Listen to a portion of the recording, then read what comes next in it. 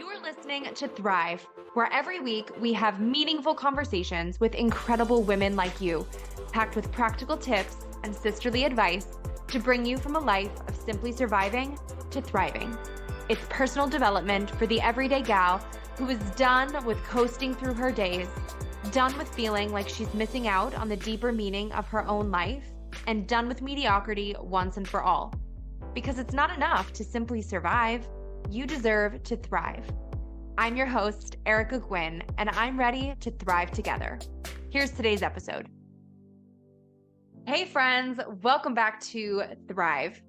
I'm Erica, and if you do not already know this, I have a 4.5-year-old daughter, and my son is either already here or like about to be here, depending on when you're hearing this episode. So definitely no mom expert. But if there's one thing that I've learned in my 4.5 years of being a mom so far, it's that you're really never done learning how to be a mom. And parenting is, no lie, no joke, the hardest gig probably any of us have ever had. But it can also be the most rewarding, the most joyful, and just kind of all the things. It's such a roller coaster. So personally, I'm a big fan of when we have friends on the show who really know what they're doing and feel super confident and comfortable and have figured a few things out and can help the rest of us with their knowledge, their expertise, and their super sound wisdom along the way.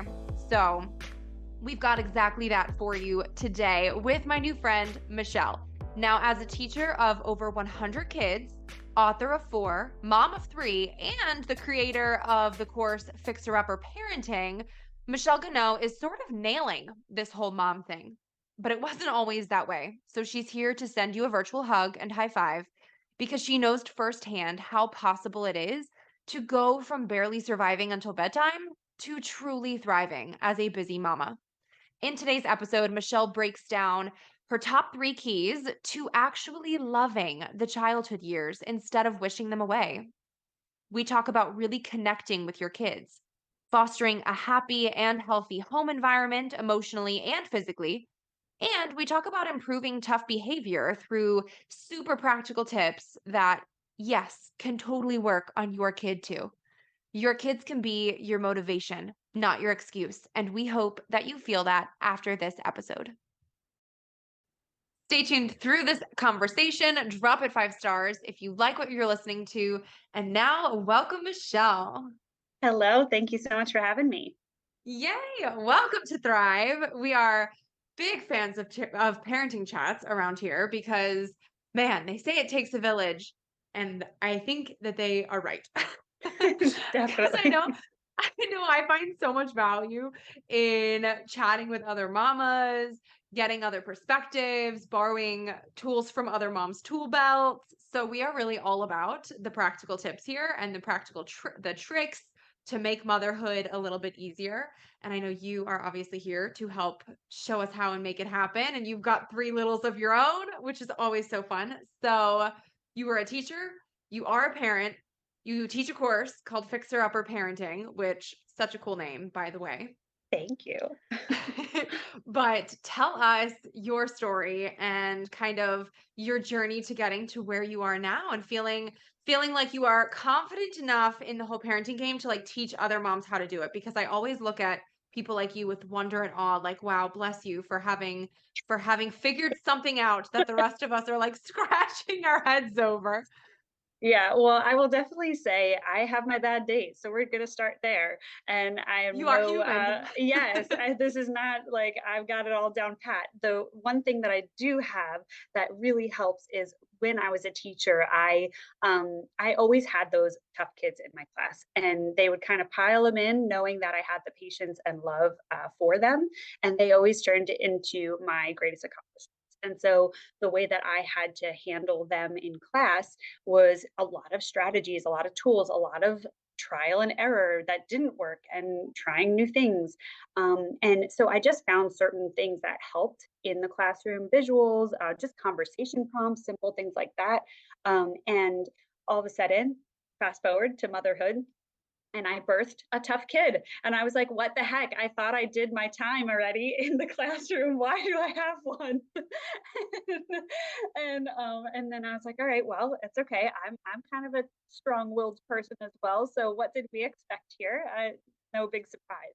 So yeah, so I was like, all right, I'm losing my mind and very frustrated, but I've handled this before. So let me start using some of the things I did in the classroom and use them at home and see if they work. And they started catching on really quick. And so that's really what led me here. And so very quickly, I was like, I got to put this into a course because I know how busy parents are these days and they need practical things to help them. And just to go from like not surviving, right? Because I feel like every day is just pure chaos and we want to have that like home sweet home feel. So yeah, that's kind of my story of how I got here and my motivation behind it. Well, first off, do our 4-year-olds know each other? Because it sounds like they're both in the same sort of category there. But I think you're right. It's really funny because it's like when they say that we give the best parenting advice before we're actually parents. And Oh yeah. then like you become a parent, you're like, "Oh, like there are some things that just like really are a lot harder in actual practice." And then when Yes. you're dealing with little humans who like can give it straight back to you the way that you're Mhm. like, "Oh yeah, I'm stubborn. I got this." And then you have like that Yes. in a, like a 3.5 foot tall body giving it right back to you. You're like, "Oh God, it's really funny. This is like a really good time." Yep. Yes, definitely. Never a dull moment is the best way to put it, No, for sure. no. But I totally agree with you in the whole, I feel like so much of us can get stuck in this sense of survival mode in motherhood, especially where like we kind of find ourselves in a rut or just kind of in this routine of just getting by, thinking that it's not even possible to get into an actual posture of thriving because our goal just becomes like just make it to bedtime or just make it Mhm. to tomorrow or like just kind of get there where we end up unfortunately not even enjoying all of it and kind of Yeah. wishing some days away Yes. Oh because my we God, just yes. are because we're just like so exhausted or so Yeah. frustrated or so like in our out of what feels like our element or there's just one of us and it's just really hard. So I feel like it's also important to start this conversation by just giving everyone like a virtual hug through the microphone like we see you in your Yes, hard because please. like Oh my we God. are also in the in the hard Mhm. because yours you said we're like what 2 and 10 months Yep. Yeah, and those then are mine. mine's 4.5 and 7 months in the womb so like Yep. not yet not Yeah. yet doing that but like um, so yeah, I think it's sad and hard, but it's real and raw that a lot of us feel like parenthood is this kind of like either or thing. Like either Mhm. you're all in on your kids and they get your everything and they're your light and they're your pride and your joy, or you're focusing on your career maybe and you're trying to not like lose yourself and you're trying to really push for that. And in either scenario, it feels like something's got to give. And that can Yeah. be hard because in reality, I think oftentimes, something does have to give because we just can't do it all in at the same time well. Mhm. But I know that you have, I think, 10 different keys to like actually loving the childhood years, but still taking care of yourself along the way. So I would love if you can Yeah. kind of unpack some of those for us because I mean, like, sign us all up. I think everyone is kind of craving that, like, Yes. I don't want to be in survival mode. I would love to be able to enjoy childhood and not lose myself along the way. Mhm. It feels like this completely unattainable thing, but it's like the key to thriving as a parent. So if Yeah. you've got 10 of the keys, I'll take like even 5 because, like Yeah, give us the absolutely. keys. Yeah. So the three things that I'm going to share with you, and we'll kind of like go uh, as in depth as you want. But the three things that I think about is like improving tough behavior is one of them that I just want to go over with people, and then creating a happier home, and also just creating like a deeper connection with your kids. And so those are really the three biggest like umbrellas I'll say that they all fall under because I I keep coming back to this phrase because spoiler alert, I'm actually writing a book right now. It's the rough draft is written and I'm in editing mode and I can't wait to get it in people's hands because I just like I want I need to fix this problem. Like, I am so freaking motivated to like help people because it's just, you see it over and over with families, like just wishing the days away.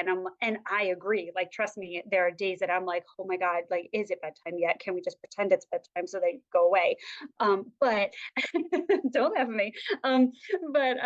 Yeah, but then I mean, right now I'm like hearing screaming kids, so I hope you don't too. And things happen. But I'm digressing. Sorry. Train of thought. This is motherhood too. But yeah, pretty much there are three umbrellas that I will talk about. And in the book, I talk about this concept of like home sweet home because everyone always says, like, oh, home sweet home. And like, does anyone ever feel that? Probably not. A lot of us don't feel that way. And it's just like pure chaos. And so that's like the biggest piece that I like to like talk about with people just because there are little things that you can do.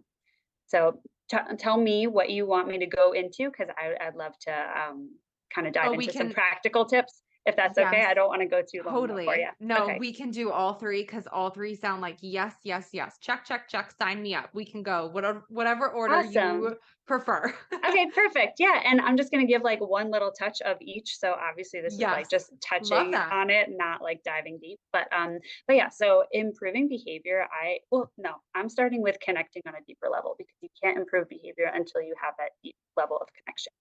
And that's just how I feel. So, again, examples from teaching and parenting. When I was a teacher, with those tough kids, a lot of them, if you are like disciplining them in a certain way, like demanding things of them or yelling at them, they're not going to be receptive of it. And I always put myself in their shoes. Like, if someone's screaming at you, are you going to be receptive of them? No, probably not. I hope not. Um, and and so I always kind of try that. But yeah, so as far as deeper level, I love talking with my kids about like the love languages. Have you ever heard of Love Languages with Gary Chapman, that book? Sure have. Yep. Okay, awesome. Good. You're speaking my language then. So I love asking the question, what can I do to make you feel loved today? And if that's too complex for them, if that's like, what are you talking about, mom? Then you can simply say, I did this prompt with kids in my classroom where it was, um, I feel loved by my mom when she, what? That's like a lot easier to answer. Or I feel loved by my dad when he, what? And so then very quickly you will recognize, okay, what is it that I do that helps my kids individually? Because what helps one isn't going to help the other. Like my two older ones are very different with how they receive love. And so I need to speak their love language. I can't speak what I would want. I because then it's not actually creating that deep level of connection. So that's definitely one piece that I'd love to chat with you about. And that's funny too, because you're right in that it also connects to adulthood so perfectly and beautifully. And we just Yeah. forget that sometimes Mhm. because like if you have your partner or your best friend and and you speak different love languages or you Mhm. receive love in different ways, I think a lot of us kind of get stuck in the rut of trying to give love the way that we receive it. And then we're Yes. kind of slamming our head against the wall if it's not received the way that we would hope or expect it to be received or the Mhm. way that we would personally receive it. And we have to remind ourselves, like, whoa, they might receive love in a different way than we do, and Mhm. also in a different way than we are giving it. Yeah. So if you're constantly like, you're trying to give them gifts and they're like, cool, cool, cool, whatever. And you feel like they're going completely unappreciated. And it's because they don't actually care about gifts. They care Yep. about you saying, like, hey, you look really beautiful today, or like Mhm. I see you and I appreciate when you do the dishes. Like that might have a Yeah. totally different reaction and response from them than the other thing. So it's just so interesting, I think, that that clearly connects with our kids too, where we can pick up on like, okay, this one really craves that snuggle time at the end of the day, and like Mhm. that's what physically connecting with them is what makes them get back on track. And another one might need that one-on-one attention where you are Yeah. just with them for even just 10 minutes playing the Mhm. game or the toy or the puzzle that they want to play, and your phone's in a different room and they have your full attention, and then they feel their cup is filled. So Yeah, absolutely. A plus tip right off the start. Yeah, definitely. And thank you. And It's so true too, because something that I'm learning even with my son, like my daughter is all physical touch. So I'm like, I just need to hug her and hold her and she's good. And that's like me. So that's nice and easy for me. With my son, he changes it up too a little bit. So like some days he'll want that quality time. And then other days all of a sudden he'll be asking for a hug. And I'm like, oh, okay. So that's a good lesson for me to be like, well, it's not just one and done. It can change. So that's why asking them, like, I just don't know, like, if parents, like our parents or generations before us, ever thought to just ask the kids. It's like such a simple concept, but it's like if you don't know, just ask, and they will tell you because they know what they need.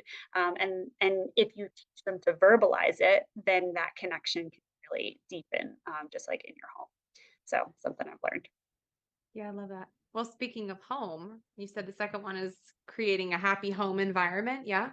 Yeah, definitely. So, oh my gosh, so there are so many tips. I honestly don't even know where to start with that one, but so there's a lot. But what I will say is something that I love doing with them is we all get so caught up in the crazy day. And so, like the hectic everything, and really trying your hardest to, and I know this is hard, but setting aside at least like 5 to 10 minutes to just be with them and do what they would like to do, and whether that's like even for me, like we always have a crazy witching hour every night where they are bonkers right before, like of course as we're cooking dinner, and like it's all just happening at once and it's just chaos. So what we've started to do is, and we love doing this, is just a dance party every single day. And we just turn it so loud, we dance like crazy, sing or like, and we just look like crazy people probably to our neighbors. But it is such a special time because what could have been a very stressful moment in our day, we've intentionally shifted it to be a positive one. So we've had the days where that was the stressful moment, and then it's what a spiral of just screaming and arguments, and then oh awesome, we're all sitting for dinner and everyone's angry. So really being intentional about that, like the environment you're creating. Another thing I do is like instrumental music I use for calming purposes. And so I'm trying to like, I'm always gauging the tone of our home and like the mood that I'm feeling. And so if things are too hectic and I need to slow them down, I do some nice calming instrumental music. Or I pump them up a little bit. If I'm like, oh boy, we're about to fall asleep and it's not nap time, let's pump them up a little bit. You could put on upbeat ones. So it just always kind of being aware of the environment you're creating. And I'm very big with music. So as you can see, that's like one of my biggest pieces that I like to do. I love that. That's such good advice. I'm curious what you would say. I don't know if you've seen the meme that goes around, and it's like I'm gonna butcher it, but it's something along the lines of that they wish they teach us how to like put a diaper on a baby, but like no one actually teaches you how to like get in the mood and be happy when they want you to be a tugboat and like you're totally not and you're like depressed. You're like, I don't want to be a tugboat today. But like they're like they need you to be a happy tugboat. And you're like, I got nothing. So I would love what's your advice on that? Because I feel like that kind of ties into this whole going from surviving to thriving yourself as a parent in those roles, because I'm sure we've all had those moments where your kid is craving connection. They are calling out for it. They are asking you specific things, maybe even very clearly being like, "Mommy, this is what I want you to do with me." And you are just like totally not in the headspace for it, or you're just like you're trying to put other things in the back of your brain and it's just really hard and you're having one of those days and you're like, I want to show up and be that parent for you, but I am on the struggle bus or on the struggle tugboat. What's your advice? Like, how do you get yourself out of that funk when you're in that moment and you're like, Yeah. you see the opportunity for connection and you don't want to not take advantage of it and you want to do Mhm. it well, but you're like, ugh, it's hard. Yeah. So I no, I really love that. And I haven't seen that meme around, but I love that because oh man, I just do it. Like even if I'm not in the mood. And I would say I would go 2 ways. Like I would either do it and like just for me, what I do, honestly, I'm like bringing myself back for a second. I like look at their little faces and I'm like, okay, like, is that other thing really that important? And it might be, and that's okay. And so if it is, let's say you're in a position and you're like, yeah, great, look at their face. Of course I want to look at their face and do that nice thing with them, but I can't. I have a meeting. Like right now, I'm in a meeting to them, right? So I can't go be with them. But as soon as I get off of this meeting, what am I going to be doing? Giving them my full attention for at least a chunk of time, and they know it.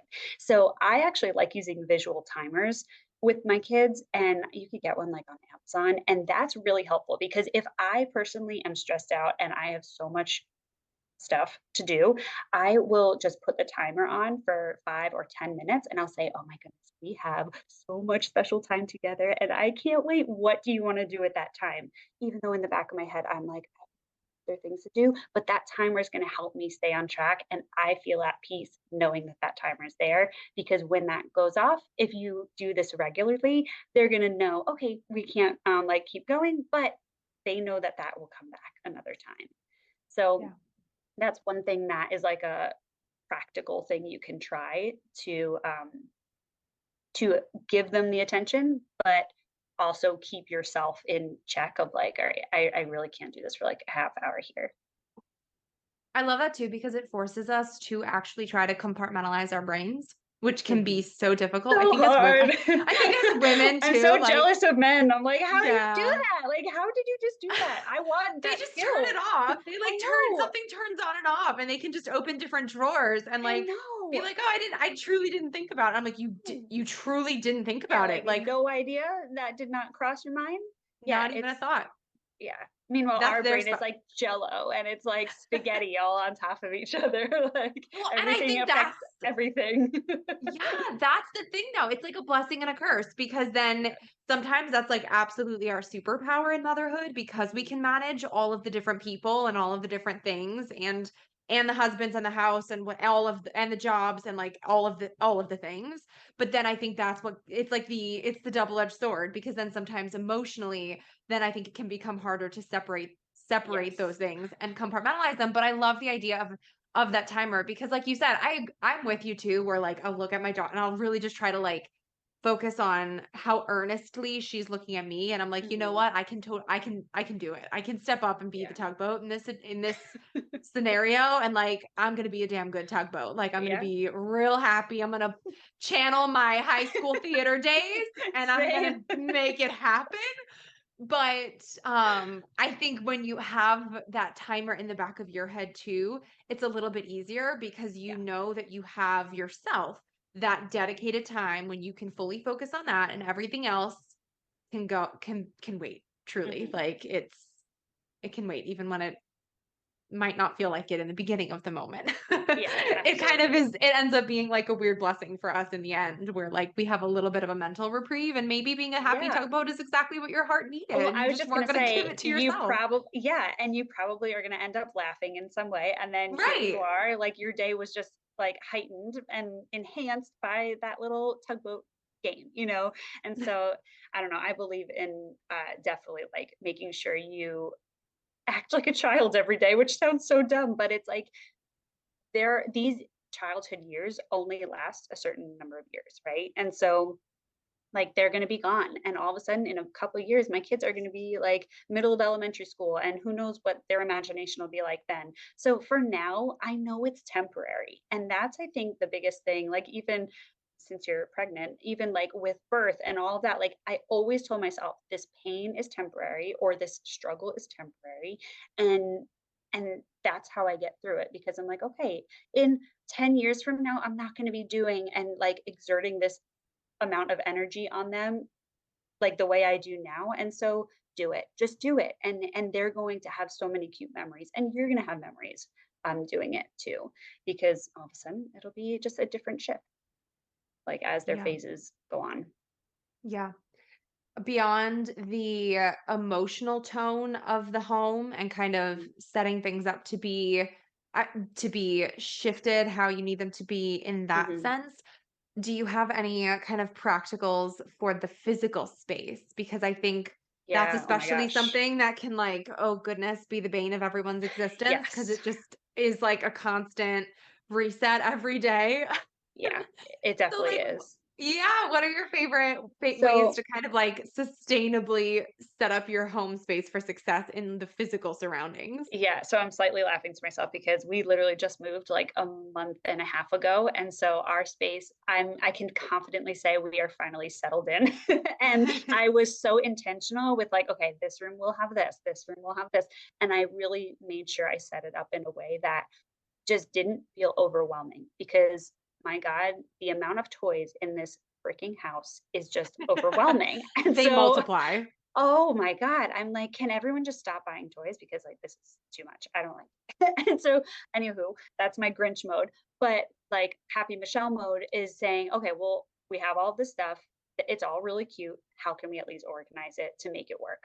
So, what I've actually started doing very recently is like doing my own. In my head, I have a cleaning schedule that I do that, like, okay, Monday, Wednesdays, and Fridays, I like do a cleanup sweep of toys and vacuum upstairs. And then Tuesdays and Thursdays is downstairs. And I'm finding that that's really helping because I'm sharing that with the kids, even though they're little, they understand. And so I'm saying, hey guys, it's Monday, so I'm going to be vacuuming later. Let's make sure we're extra careful with picking up after ourselves. Now, is that going to do the trick? No, you're going to need to model it for them, and I actually did a video recently on social media about this and just the cleanup mode. Like I love just picture like I always feel bad when I or other parents are like, just clean all of this up, just clean up all the toys. And it's like, what? Like once my son looked at me and was like, I don't know where it all goes. Like he just looked beyond overwhelmed. And I'm like, oh my God, yeah, obviously this is overwhelming for you. It would be overwhelming for me too. So I sit there and I say, okay, you pick up all the Legos, you pick up all the cars, and I'll get all the play food, and let's be a team. And again, you could bring out that timer or music, something like that, and work on it as a team to model it for them. And that to me has really, really helped with our space because we're not tripping over toys. And even on the days we are, we know that, okay, the next day we're going to be cleaning that up anyways.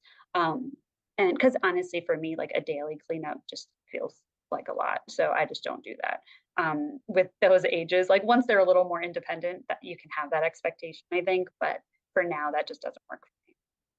Yeah, for sure. Have you heard of the laundry hamper hack? I have, yes, and that works. That seems to work well too. Yeah.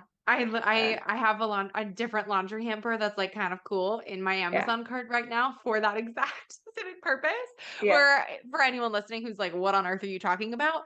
I hate laundry, girl, same, but, like, it's the whole point is, like, what you taking this hamper and, like, once a day doing a quick sweep around areas that tend to hold clutter more or are kind of like your dumping grounds for toys or random things, and you just put all of it into the hamper so that at on a specific day of the week or a specific time of day, you with You your can kids, sort it. with your partner, Mhm. right, you can kind of like you have it all in one place and you can sort it. And that can kind of work with the whole team thing too, where you can be like, all right, Yeah, you are going to this room with these things exactly. and putting them in this space, and then these things go in this space because Yeah.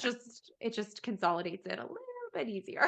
Yeah, and we always talk about it, like, we after we clean up, we'll say to them, we'll be like, "Oh my gosh, doesn't this feel so much better?" And they're like, "Yeah, it does. I can, like, move around more," and so just kinda giving them that awareness because 'cause they're not naturally gonna think of that, so kind of be their inner voice when you're having experience. For sure. For sure. Okay, I think this brings us to tip number 3, improving tough behavior, Yeah, which this is a loaded yeah, one. So there's 2 it's big loaded. things. Yeah, there's 2 things that I definitely wanna share. One of the biggest lessons I learned as a teacher was from, my hardest student who I absolutely love and keep in touch with him today. And he taught me that, in the middle of a meltdown, I would be like, it's okay, you're okay, you're okay," and he would scream louder, and he would like, it would heighten the meltdown, and then I started saying, "I'm here," and that was the biggest game changer ever, just being like, "I'm here for you. I'm here. I know this hurts," or, "I know you are so sad right now. I hate seeing you so sad. I'm here." And just being that, like, consistent presence really can help a lot because if they know that you're truly there for them, not just like trying to like shut their like I don't know shut their like emotions off, you know? It's like if you're Yeah. saying it's okay, it's like, no, it's not okay, They're like, clearly. I'm not okay, They're freaking clearly. crying. Yeah. Like, so that's one big thing that I learned that I like doing with my kids. I love that. I love that. Do you think give us like your top tip for when you have the strong-willed kids too? Because since you mentioned your oldest being strong-willed and mine is Mhm. super strong-willed, and Guilt. we probably have like very similar experiences Yep. to go off of here, where it's almost like they're too smart for their own good and they Yeah. can counter with things where you're Mhm. like, okay, if you don't become a lawyer or like a Yes. master negotiator for like the FBI, I'll be a little Mhm. salty because it's I'm like, Yeah, "You're we have a lot of super practice skilled." here. I know, we're very Yeah. impressed with the negotiation skills. So I actually really like to give choices for him and for my daughter too. So I do a lot of choice giving with him so that because a strong-willed kid or adult likes to have somewhat of control of their space, their life, what they're doing, right? So within reason, give them some control. So one thing that I do is a little like lunch menu or a breakfast menu, and I give them a few choices and I say, all right, and I make it like a life skill, right? So I'm like, hello, what would you like to order? You know, and so it's a quick thing that like instead of just handing them a plate of what you think they're going to eat, say, okay, pick one or two things. What would you like today? And it's a cute part of our day now that we do that.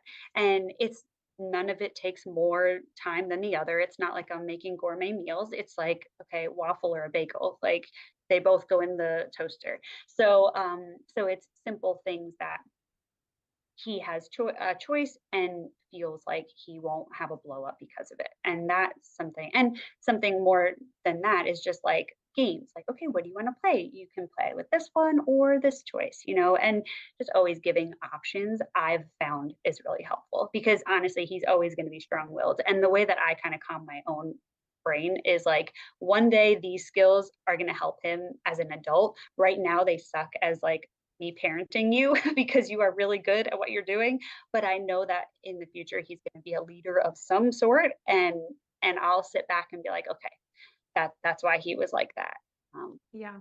yeah.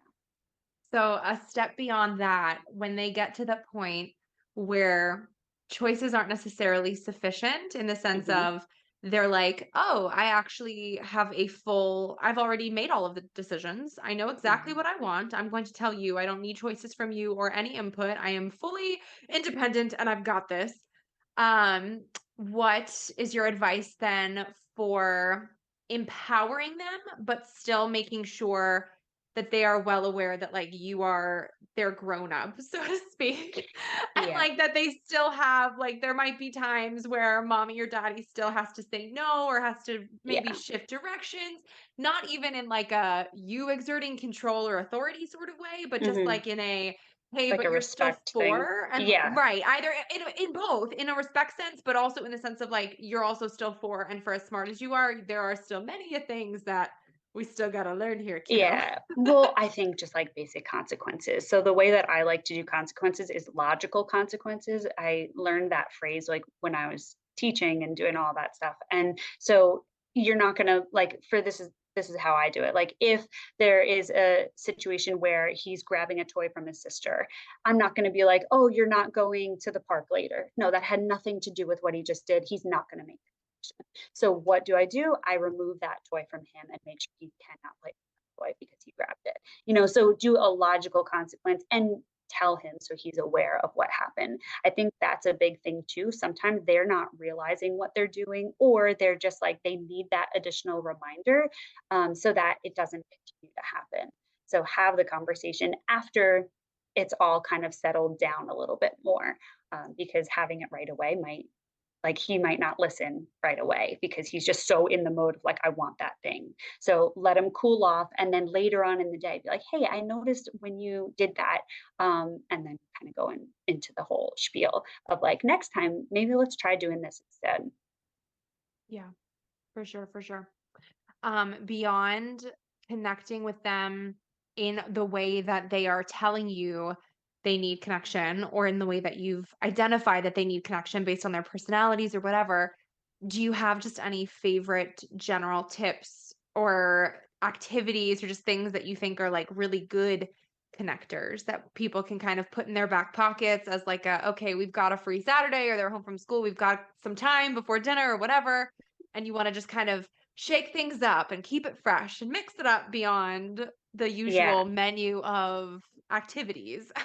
Yeah, absolutely. So I always like I have like a ton of like conversation prompts, and it's something that I like to involve like emotional intelligence, which sounds so fancy, or like social emotional learning is like my total teacher brain going.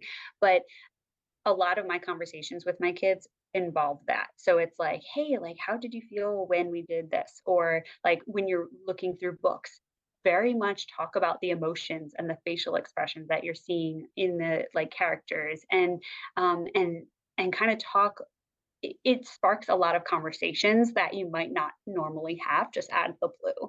So I actually love like sitting and reading with my kids. And I know that sounds so like cheesy, but I've just found a lot of good conversation come from that. Um, and a lot that will help them like interact well with other kids, adults. So talking about emotions, talking about feelings and saying like, "Oh my gosh, I feel scared too sometimes." And having those kinds of conversations can really just like again do all of those things, connect on a deeper level, create a happier home, and improve their behavior too. Well, and you also see how their brain works.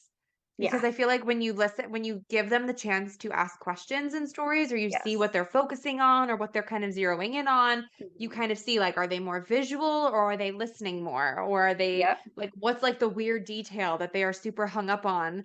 And that Yes. I think gives you a lot of insight also into just like how, like, we've had to take some stories out of our house because they were like, oh, wait, what we thought was like a totally harmless, normal Yes. story is like actually she's really hung up on this one thing. And it's like, Yep.